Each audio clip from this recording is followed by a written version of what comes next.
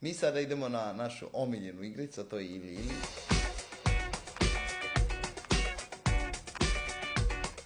Uki, namučio sam se oko tebe.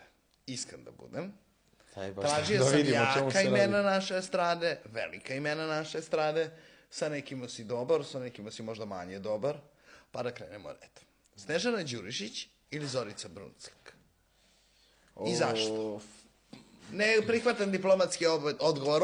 Bile su mi podrška. Jasno, već znam, ne moraš da mi ponavljaš, Dobro. da moramo da stavimo karte na sto. Naravno, nemamo karte. Pa svakako poštujem obe i karijere jedne i druge i kao ličnosti ih poštujem i poznajem privatno.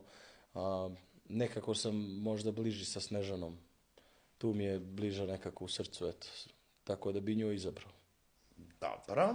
Pa tražio si iskreno odgovor. Dobro, jeste, ali misliš sam da je Zorica, ne zbog komentara, misliš sam ali sve okej, ne? Ne, vidi, opet kažem, ne pričam ni o periodu takmičenja Zvezda Granda, nego o svih ovih 10 godina koliko ja poznajem tu estradu i te starije pevače. Onako, stvarno sa Snežanom imam neki vrhunski odnos.